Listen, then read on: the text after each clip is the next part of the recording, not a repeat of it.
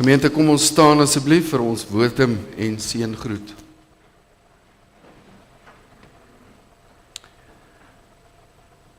Ek slaan my oë op na die berge. Waar sal my hulp vandaan kom?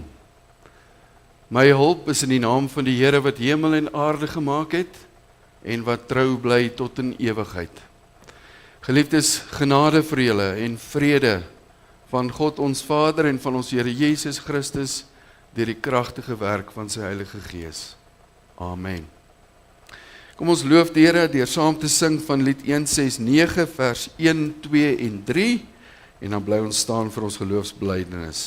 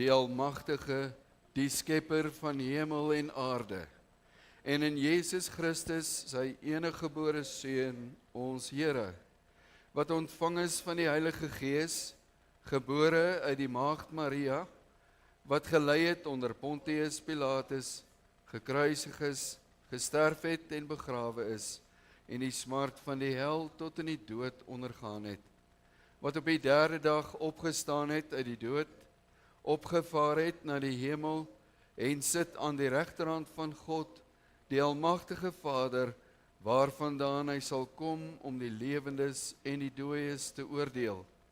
Ek glo in die Heilige Gees, ek glo aan 'n heilige algemene Christelike kerk, die gemeenskap van die heiliges, die vergewing van sondes, die opstanding van die liggaam en 'n ewige lewe. Amen.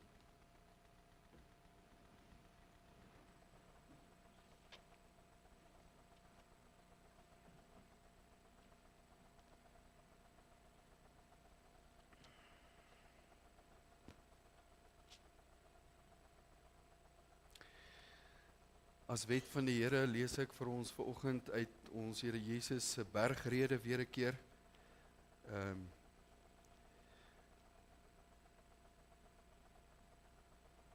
Waar Jesus met ons praat oor ons ware skat.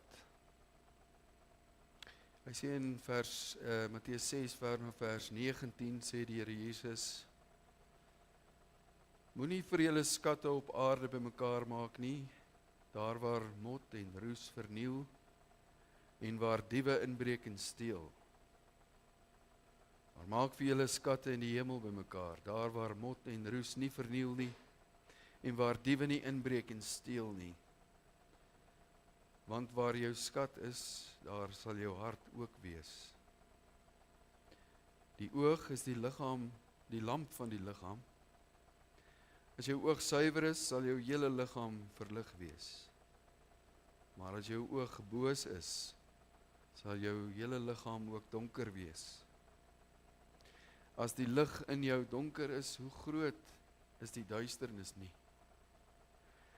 Niemand kan twee baase dien nie, want hy sal of die een haat en die ander een lief hê, of hy sal aan die een lojaal wees en die ander een verag. Julle kan nie God en Mammon dien nie. Daarom sê ek vir julle, moet julle nie bekommer oor julle lewe, oor wat julle sal eet, of oor wat julle sal drink, of oor julle liggaam, wat julle sal aantrek nie. Is die lewe dan nie belangriker as kos, en die liggaam as klere nie? Let op die voëls van die hemel. Hulle saai nie, en hulle maai nie, en hulle versamel niks in skure nie. Tog sorg julle hemelse Vader vir hulle. Is julle nie meer werd as hulle nie? Wie van julle kan deur om te bekommer 1 el by sy lewe voeg? En waarom is julle oor klere bekommerd? Let op die wilde narsings, hoe hulle groei. Hulle soeg nie en hulle spin nie. Maar ek sê vir julle, selfs Salomo in al sy pragt was nie soos een van hulle geklee nie. As God die gras van die veld, wat vandag daar staan en môre in 'n oond gegooi word, so klee, hoeveel te meer nie vir julle nie, klein gelowiges? Moet julle daarom nie bekommer en vra, wat sal ons eet, of wat sal ons drink, of wat sal ons aantrek nie? Dit is immers alles dinge waarna die heidene nasies soek. Julle hemelse Vader weet tog wat julle alles nodig het. Maar soek eers die koninkryk van God en sy geregtigheid, en al hierdie dinge sal vir julle bygevoeg word. Moet julle dus nie bekommer oor die dag van môre nie, want môre sal hom oor homself bekommer. Elke dag het genoeg van sy eie kwaad. Kom ons antwoord op die Here se wet en ons sing van lied 25. Dit is die omdigting van Psalm 25 wat ons ook baie goed ken. Ons sing lied 25 se tweede vers. Wil o God my op u weg lei, maak u wil bekend o Heer. Rig my voet en onderrig my, wil my in u waarheid leer. En as ons dit klaar gesing het, dan bly ons staan om saam te bid.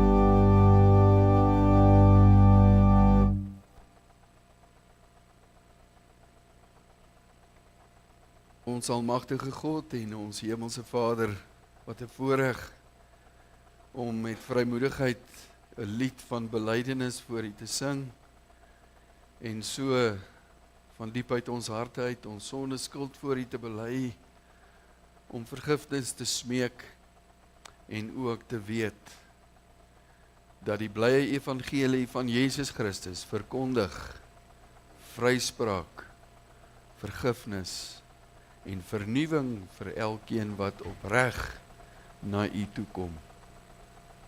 Ons loof en prys U, Hemelse Vader, vir al U goeie gawes oor ons lewens elke dag, wanneer ons en waar ons lewe. U klee ons en U voed ons. Ons het niks om oor te bekommer nie, want U, ons Hemelse Vader, weet wat ons nodig het, soos ons nou gehoor het, en U sorg vir ons. En daarvoor loof en dank en prys ons U. Vader, ons dankie ook dat ons as 'n liggaam van die Here Jesus Christus wat aan mekaar behoort, ook mekaar se seer en hartseer mag voel en saam dra. En so wil ons elkeen van ons lidmate wat beproewing ervaar, van watter aard ook al, aan U opdra.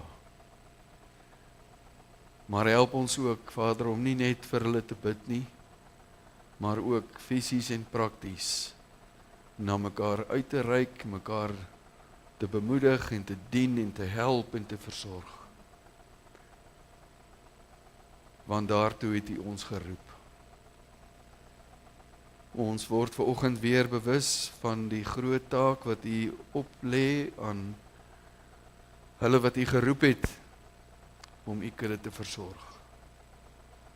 Ons bid dat U ook nou uit U woord weer vir ons sal laat hoor en sien wat U bedoeling is met hulle wat U stuur na U kudde toe. Ons vra dit om Christus ontwil. Amen.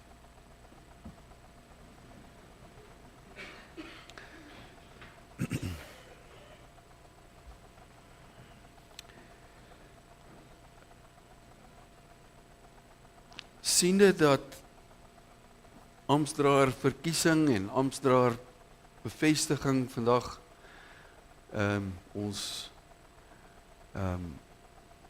of 'n groot ding vir ons vandag is, het ek dit goed gedink om terug te gaan na 'n teksgedeelte wat ons so 2 of 3 jaar terug dalk al na gekyk het. In Markus hoofstuk 6. Ons gaan lees van vers 7 tot 13. Markus 6 van vers 7 tot 13, die gedeeltetjie waar Jesus die 12 apostels uitstuur. En so gebeur dit dan nou ook dat die Here hier in ons gemeente amptdraers uitstuur na sy kudde toe. En kom ons hoor watter perspektief die Here vir ons vanoggend in hierdie gedeelte gee. Markus 6 van vers 7. Hy het by die dorpies in die omgewing rondgegaan en die mense onderrig. Hy het die 12 nader geroep en begin om hulle 2-2 uit te stuur. Hy het vir hulle gesag oor die onrein geeste gegee. Ook het hy hulle beveel om niks vir die pad saam te neem nie, behalwe net 'n wandelstok, nie brood of 'n reissak of geld in die gordel nie. Hulle kon wel sandale dra, maar het hy gesê, julle moenie 2 kledingstukke aantrek nie. Hy het ook vir hulle gesê, waar julle in 'n huis ingaan, bly daar oor totdat julle weer daarvandaan vertrek. Maar as 'n plek julle nie verwelkom nie, of die mense nie na julle luister nie, gaan daarvandaan weg en skud die stof van julle voete as 'n getuienis teen hulle. Hulle het toe uitgegaan en gepreek dat die mense hulle moet bekeer. Hulle het baie demone uitgedryf en baie siekes met olyfolie gesalf en gesond gemaak. Tot sover.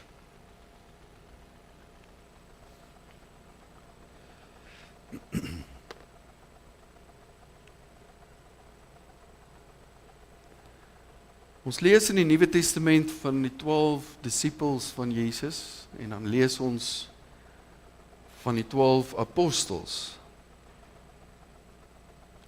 En dan kom ons baie keer agter maar dieselfde name word genoem.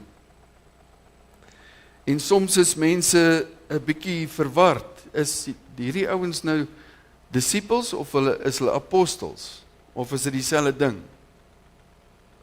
Het is eintlik baie belangrik dat ons die verskil mooi verstaan. Ja, daar word van dieselfde groep mense gepraat, maar soms word hulle disippels genoem en soms apostels. Nou wanneer is hulle wat? Vroeger in Markus het ons gelees hoe Jesus hier dieselfde 12 manne geroep het om hom te volg. En hy het hulle geroep om hom te volg, sodat hy hulle kon oplei. Sodat hy hulle later kon uitstuur. Jesus was die meester, die rabbi, en hierdie 12 ouens was sy volgelinge, sy leerders, sy studente. En tot nou toe nog het hulle nog net waargeneem wat Jesus doen en gehoor wat Jesus preek en ingeneem wat hy hulle leer betreffende die koninkryk van God. En hulle het gesien en waargeneem hoe dat Jesus, hulle meester, gesag het en sy prediking met die gesag wat hy het met wonders bevestig het. Vanoggend lees ons dat Jesus het hierdie 12 disippels nader geroep en hy het hulle 2-2 begin uitstuur. En die Griekse woord wat Markus hier gebruik vir uitstuur is apostoleo, wat beteken om te stuur. En dis waar ons die woord apostel vandaan kry. So 'n disipel was 'n volgeling of 'n leerling van Jesus. En toe Jesus hulle opgelei het en hulle uitstuur, toe word hulle apostels, gestuurdes, toegeruste en gestuurdes. 'n Apostel is dus iemand aan wie die meester Jesus 'n boodskap gee en hom met hierdie boodskap stuur, en Jesus gee ook sy gesag aan hierdie apostel, hierdie gestuurde, wat hy namens homself na iemand toe stuur. En ek dink sommer alreeds hier op hierdie punt kan ons tussen die lyne 'n baie belangrike beginsel optel, en dit is dat Jesus hierdie 12 disippels eers na hom toe geroep het, voordat hy hulle in sy diens uitgestuur het. Die mense wat die boodskap van Jesus moes gaan oordra, moes homself eers persoonlik leer ken, sodat hulle dit wat vir Jesus belangrik was, ook hulle eie prioriteit kon maak. En hierdie beginsel geld nog steeds vir elkeen van ons wat in Jesus se diens staan. Jy moet verstaan, broeder en suster, dat as jy glo dat Jesus jou geroep het om hom te volg, dat sy doel daarmee is dat jy tyd met hom sal spandeer, hom persoonlik sal ken, sy prioriteite jou prioriteite maak, sodat hy jou kan stuur, om in sy naam en met sy gesag, sy boodskap oor te dra. Het is belangrik dat ons dit verstaan, geliefdes, want dit is die fondasie van die kerk van die Here Jesus Christus. Die leer van die apostels en die leer van die profete, die manne wat God sy gesag aan oorgedra het en namens homself gestuur het om 'n boodskap te gaan oordra. Die heel eerste apostel was Jesus Christus self. Onthou jy nog, Jesus het gesê, ek het net gesê wat die Vader aan my opgedra het. Alles wat ek sê ek presies soos die Vader dit aan my opgedra het.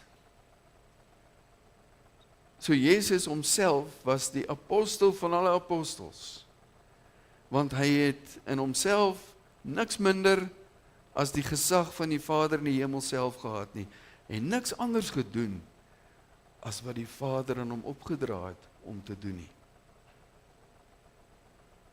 En wanneer Jesus dan manne na hom toe roep en hulle toerus en hulle aanstel en hulle uitstuur as sy apostels, dan gee hy aan hulle sy gesag, sodat hulle in sy naam kan uitgaan en in sy naam sy boodskap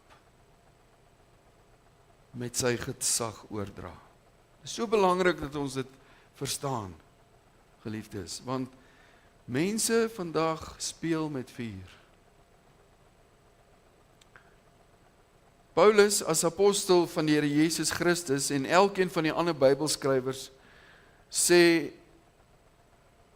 niks vir ons en vir die kerk van die Here wat hulle nie met gesag van Jesus Christus af self gekry het nie. Dit beteken, as Jesus Christus sy boodskap en met sy gesag aan die apostels oordra en hulle sy boodskap vir ons bring, dan beteken dit, as enige iemand sy of haar neus optrek vir enige iets wat suiwer van die preekstoel af verkondig word, of deur 'n ouderling op 'n huisbesoek, of in jou eie Bybelstudie, in jou eie omgang met die woord van die Here vir jou voorgehou word, jou neus daarvoor optrek, dan trek jy jou neus op vir Jesus Christus self, of vir hulle wat hy gestuur het, om met sy gesag, sy boodskap te bring. Jesus het vir hierdie disippels, wat hy nou gaan uitstuur en apostels word, gesê, wie julle ontvang, ontvang my, en wie julle verwerp, verwerp my. So Jesus roep sy disippels nader en hy begin hulle dan 2-2 uitstuur. Nou wonder 'n mens, hoekom 2-2? Mens sou dink, ons wat probeer so effektief as moontlik wees met alles, sou dink, as Jesus sy disippels 1-1 uitgestuur het, dan kon hulle dubbel soveel mense bereik het. Maar Jesus stuur hulle 2-2 uit. Hoekom? Daar kan verskeie redes daarvoor wees, maar ek dink die belangrikste is omdat dit teruggryp na 'n beginsel van die Ou Testament. In die Ou Testament is 'n saak bevestig of as waar en eg aanvaar wanneer dit in die mond van 2 of 3 getuies bevestig is. So wat Jesus hier doen is, hy stuur sy disippels 2-2 uit om die boodskap van Christus te verkondig. Die een verkondig en die ander een bevestig. Dis waar. Dis die woord van die Here. En dan voeg Markus iets baie belangriks hierby, naamlik dat Jesus het aan hulle mag gegee. Hierdie ouens wat hy uitgestuur het, Jesus het hulle bemagtig. Onthou jy nog die verhaal van Moses? Moses moes Israel uit Egipte gaan uitlei. God kom na Moses toe en breek hierdie nuus vir hom. Hy sê, Moses, ek wil hê jy moet my volk uit Egipte gaan uitlei. Ek wil hê jy moet na die Farao toe gaan en vir hom gaan sê om my volk te laat gaan.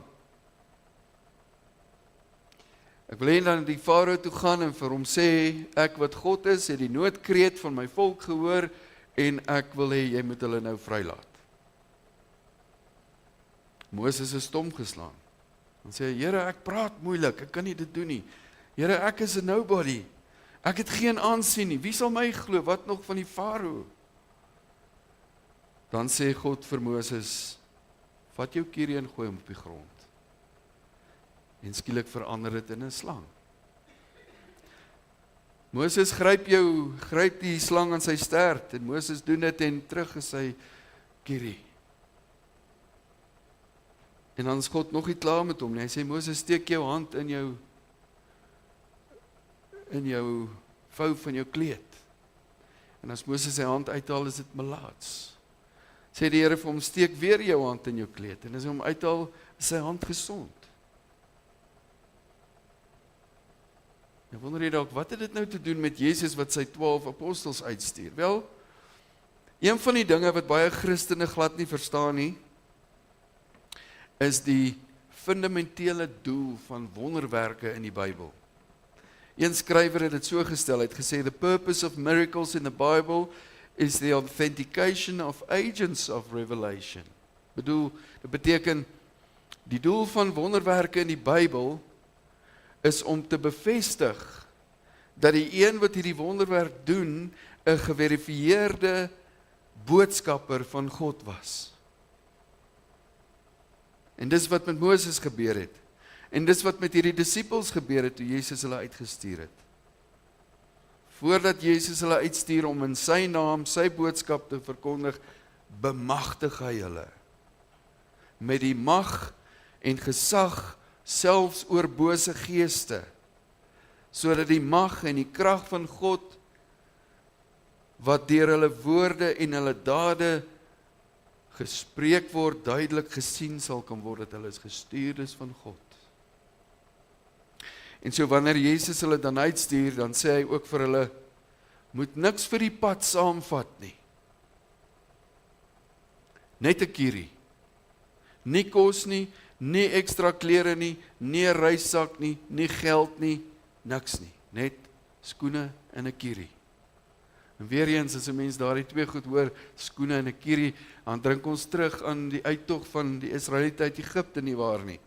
Die nag voordat hulle Egipte verlaat het, toe hulle die paaslam moes eet, het God vir hulle gesê, julle moet dit haastig eet, aangetrek vir die reis, skoene aan die voete en 'n kierie in die hand. Die punt is, geliefdes, dat Jesus sy disippels hier uitstuur op 'n missie. Maar terselfdertyd laat hy hulle baie goed verstaan dat hulle dit in totale afhanklikheid van hom doen. God sal vir jou as gestuurde alles gee wat jy nodig het. Jou fokus as gestuurde moet wees op die missie waarvoor God jou stuur.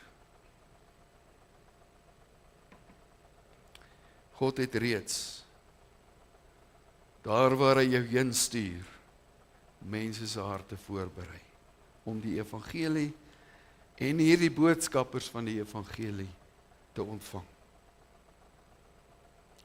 Julle is my gestuurders.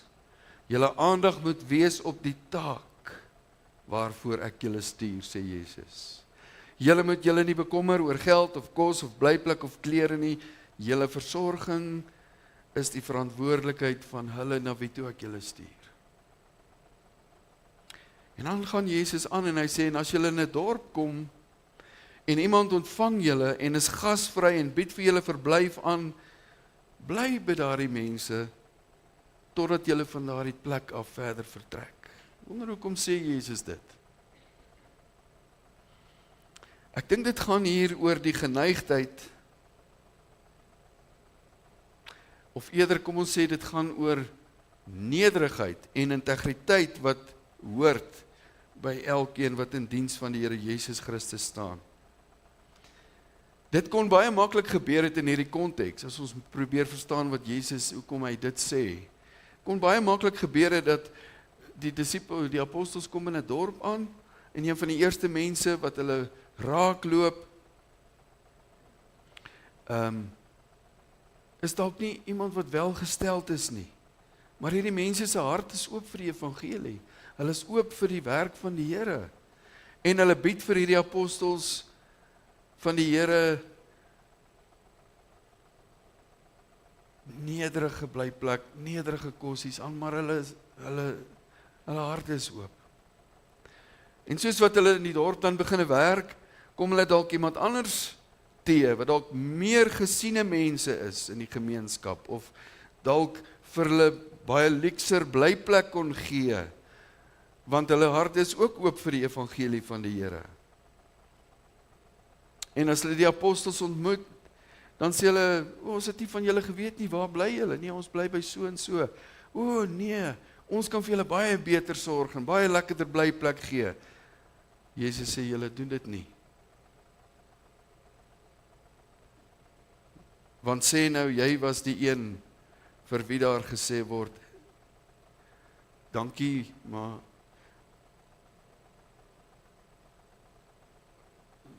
dit wat jy vir ons gee, steek 'n bietjie af en ons kan nou beter en lekkerder bly.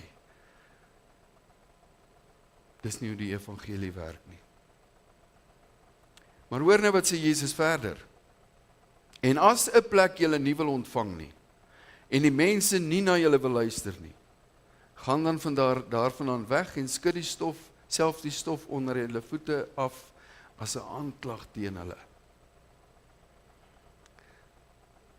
Nou geliefdes, dit sê vir ons, as dit by Jesus Christus kom, dan is daar nie iets soos neutraal wees nie. Jy is of vir Jesus of teen hom. In die koninkryk van God of nie. In die koninkryk van God, en dit is ook waar ons vanoggend sit en waar jy môre gaan lewe, is daar nie grys areas nie. Daar's geen middelgrond nie. Daar's net twee soorte mense in hierdie wêreld. Kinders van God of vyande van God. Daar's net verlostes of nie verlostes nie. Die boodskap van die Bybel, die evangelie van Jesus, is 'n tweesnydende swaard.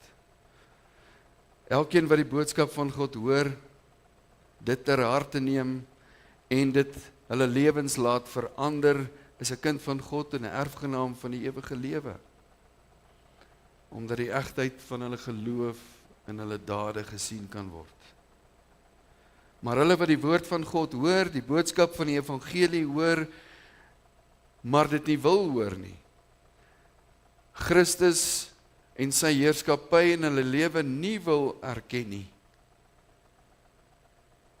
Die Here as nie as hulle verlosser en koning eer nie.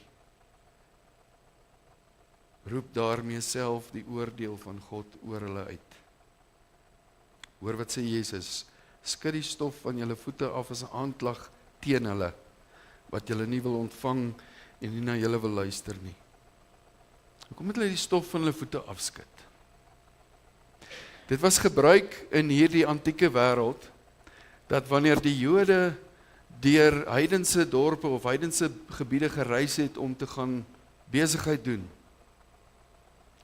dan moes hulle die stof van daardie heidense plek van hulle voete afskud, sodat hulle nie iets van die heidense mense in hulle Joodse gemeenskap inbring nie. Sodat daar niks onreins onder die volk van die Here sou ingekom het nie.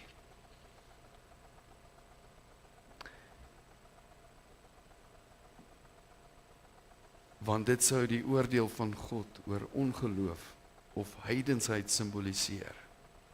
En nou stuur Jesus sy apostels na die Jode toe, sy mense, en sê vir hulle, vat my woord na my volk, die Jode toe, maar as hulle nie na julle wil luister nie, skud die stof van julle voete af, want dan beskou ek hulle as heidene. Al is hulle Jode. Maar hier is die ergste, geliefdes. Volgens Matteus het Jesus nog iets gesê. Skud die stof van julle voete af as 'n aanklag teen hulle, want ek sê vir julle, op die oordeelsdag sal dit vir die gebied van Sodom en Gomorra draagliker wees as vir daardie dorp. Hier is enkele dinge wat ons moet raak sien. Eerstens, daar is 'n oordeelsdag aan die kom. Tweedens, Jesus sê, ek stuur my boodskappers na mense, En as daar iemand is wat nie na hulle wil luister nie, sal dit op daardie dag van rekenskap vir die mense van Sodom en Gomorra, die stede wat God met swaal en vuur vernietig het, draagliker wees as vir hulle wat nie na my gestuurdes wou luister nie. Derdens, daar is grade van oordeel. Net soos daar grade van beloning in die ewige lewe sal wees. Dis nie maar net 'n kwessie of iemand hemel of hel toe gaan nie.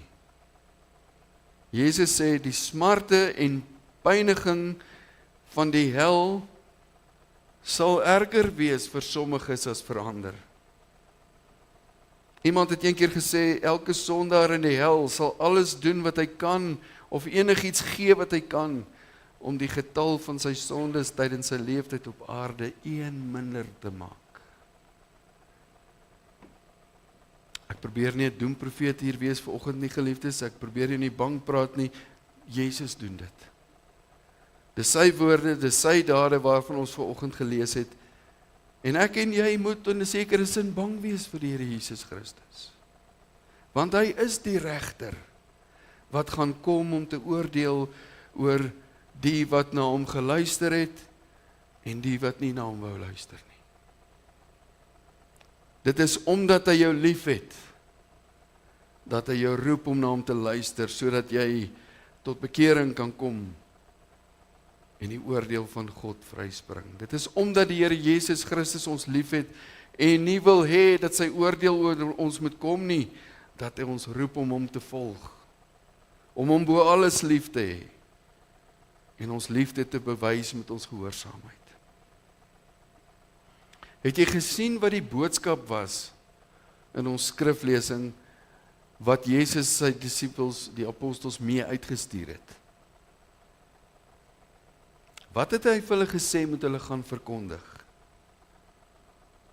Bekeer julle. Onthou, Jesus stuur sy apostels na die Jode toe, na sy mense toe. En hy sê, gaan verkondig, bekeer julle.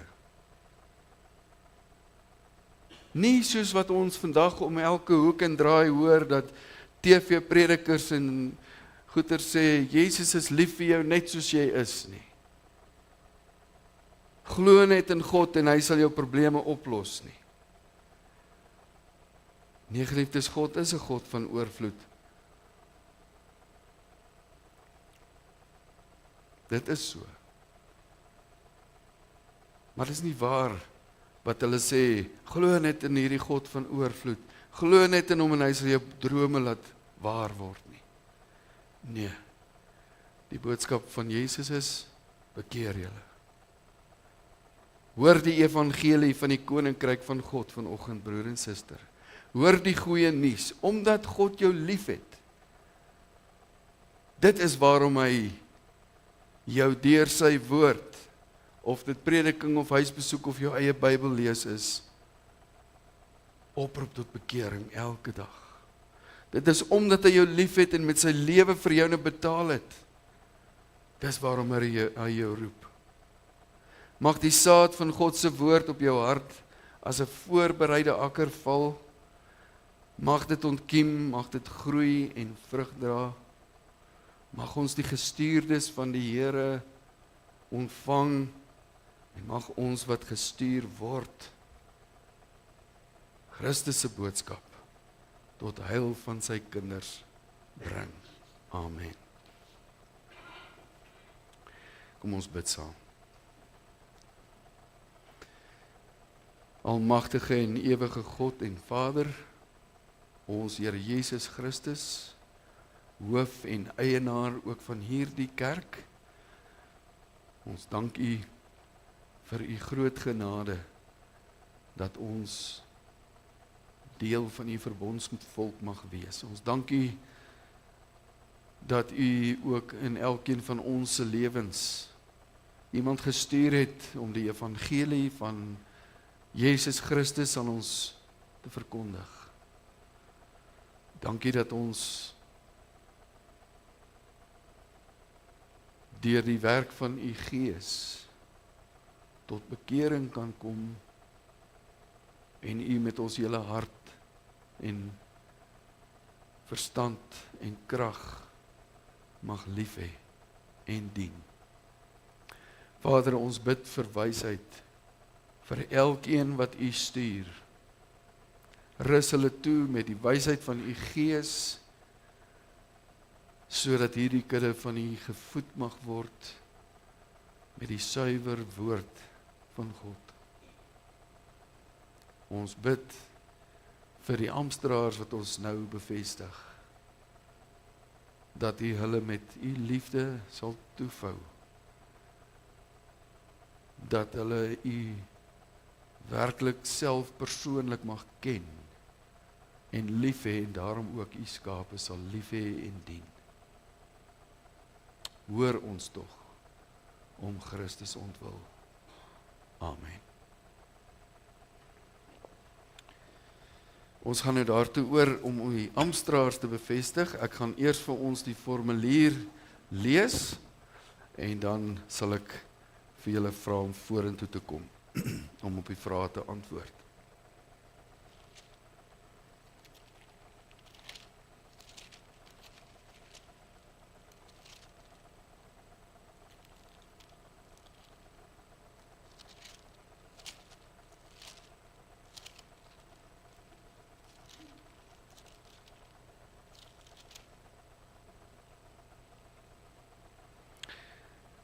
Geliefdes, julle weet hoe ons nou verskillende male die name afgekondig het van ons broeders en suster, wat as ouderling en diakens vir hierdie gemeente voorgehou is.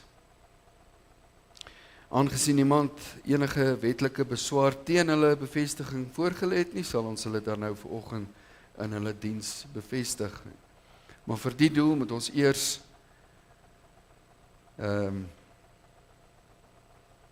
hoor wat die woord van God vir ons sê oor hierdie ampte. Ek wil vra, al het julle hierdie formulier al baie kere gehoor, luister asseblief weer baie mooi. Ouderlinge, kom ons luister wat ons onsself toe verbind het, toe ons as ouderlinge bevestig is, en so ook ons diakens. 'n Ouderling is iemand wat die diens van regering in die gemeente van Christus beoefen. Ouderlinge of opsieners het deurgaans in die apostoliese kerk die gemeente met die woord regeer en versorg volgens die gawes wat die Heilige Gees gegee het. Wat die diakens betref, 'n diens om die gemeente as een gemeenskap in Christus te laat lewe, het spoedig in die apostoliese kerke nodig geword. Hierdie diens word duidelik onderskei van die diens van die woord en gebede, as ook die diens van regering. Die woord onderskei met ander woorde duidelik tussen hierdie twee ampte, die diakens en ouderlinge, en vir elke ampt is daar ander gawes nodig. En dis hoekom dit so belangrik is dat wanneer ons kies, verkies, nomineer, dat ons volgens die eise van die ampt dit doen.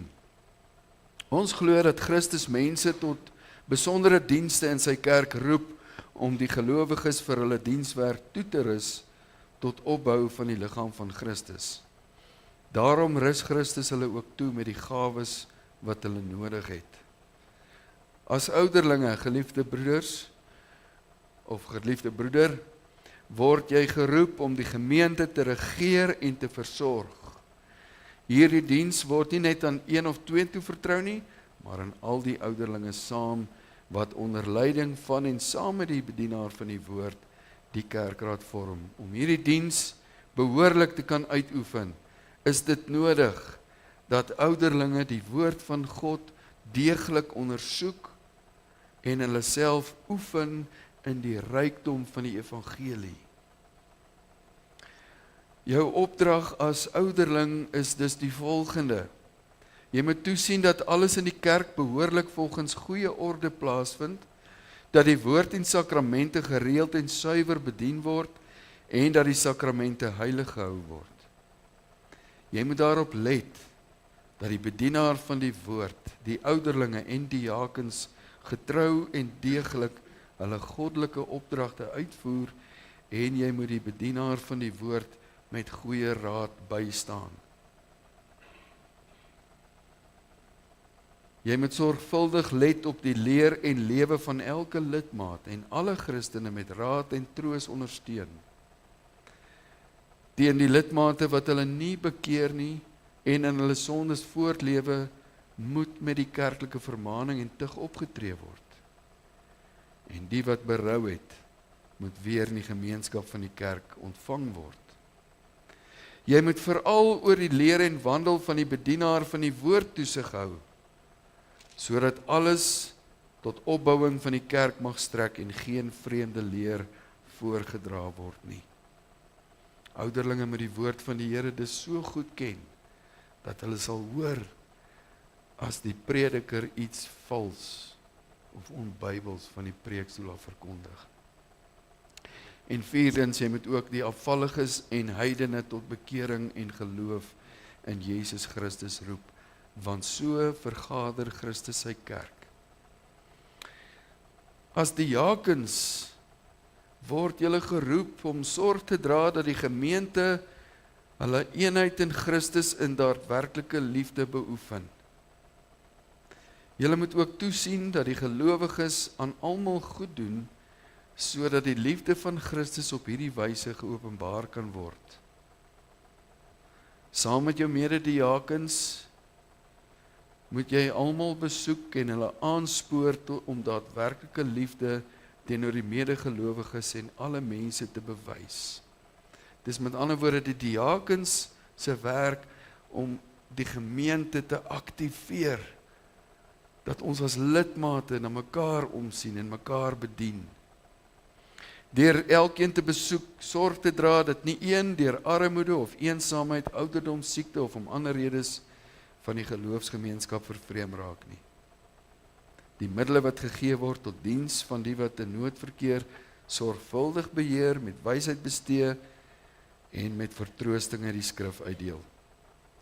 Sodoende moet julle Christus, julle medegelowiges en alle mense dien, die gemeente tot diens toerus en die liefde van Christus tot verheerliking van God in die wêreld laat skitter.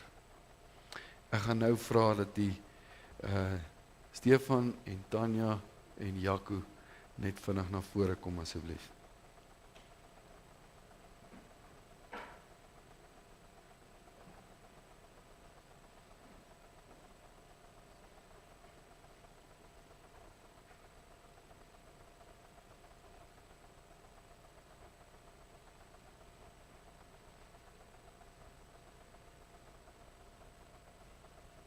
Hak maar in by Stefan. Broeders en suster, julle het gehoor wat julle opdrag is en ons vra julle nou om opreg op hierdie volgende vrae te antwoord. Is jy in jou hart daarvan oortuig dat jy wettig deur die gemeente van God en daarom deur God self tot hierdie heilige diens geroep is? Glo jy dat die Heilige Skrif die woord van God is en dat dit die volmaakte leer van saligheid bevat en verwerp julle alle leringe wat met die woord van die Here in stryd is? Beloof julle om julle goddelike opdrag getrou en met ywer in ooreenstemming met hierdie leer uit te voer en volgens hierdie leer te lewe? Beloof julle om julle aan die kerklike vermaning en tug te onderwerp as julle miskien in leer of lewe sou afwyk? Jaco, wat is jou antwoord? Tanya, Stefan. Mag die alvermoënde God en Vader julle sy genade skenk om in hierdie diens getrou en vrugbaar werksaam te wees. Wees dan 'n ouderling, ywerig in die regering van die gemeente. Wees soos 'n wagter oor die huis van God. Vermaan en troos elkeen na sy behoefte. Gee daarop ag dat die leer suiwer gehou word en dat die gemeente vroom lewe. En diakens, wees toegewyd in julle diens. Stel vas wat die nood van die gelowiges is en kom hulle te hulp. Spoor almal tot mededeelsaamheid aan. Wees versigtig in die besteding van die middele wat aan julle toevertrou word. Wees getrou in julle diens en wees goeie voorgangers vir die gemeente. So sal julle vir julleself 'n eervolle plek in die gemeente verwerf en groot vrymoedigheid in die geloof in Christus verkry. En na hierdie lewe in die vreugde van die Here ingaan.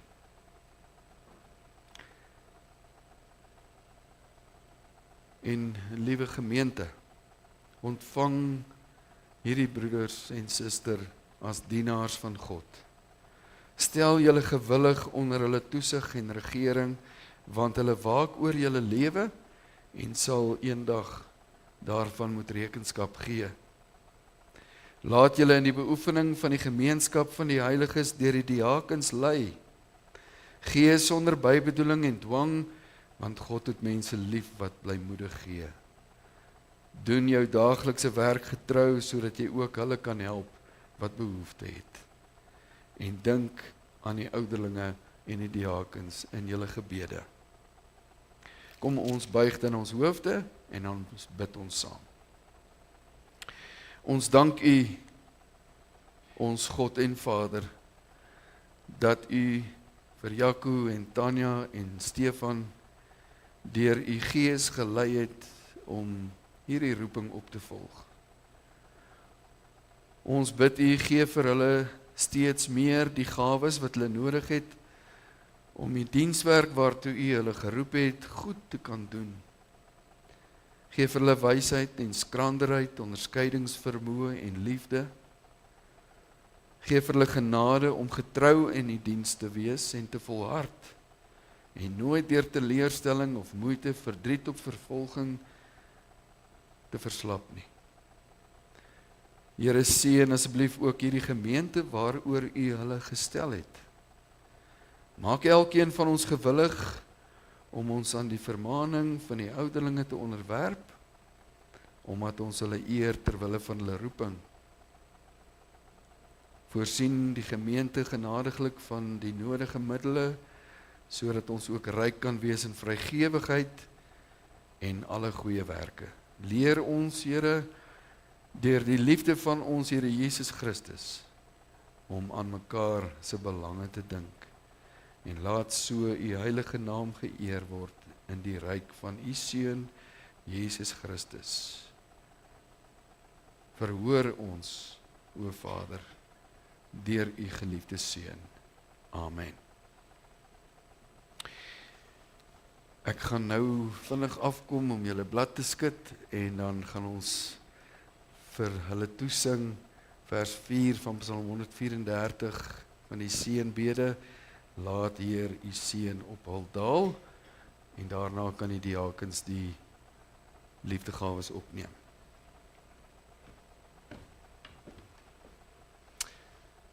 Stefan, baie welkom by ons.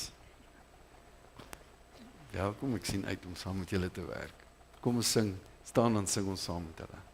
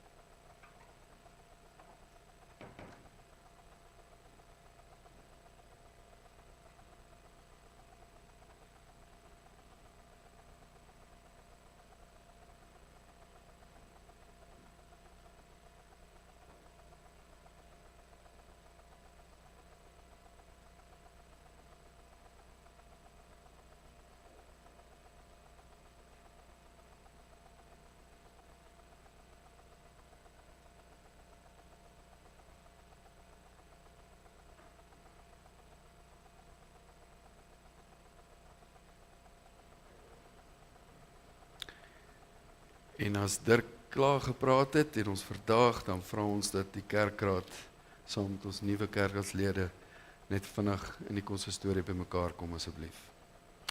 Kom ons sluit dan nou af, ons sing saam uit lied 188 vers 1 en 3.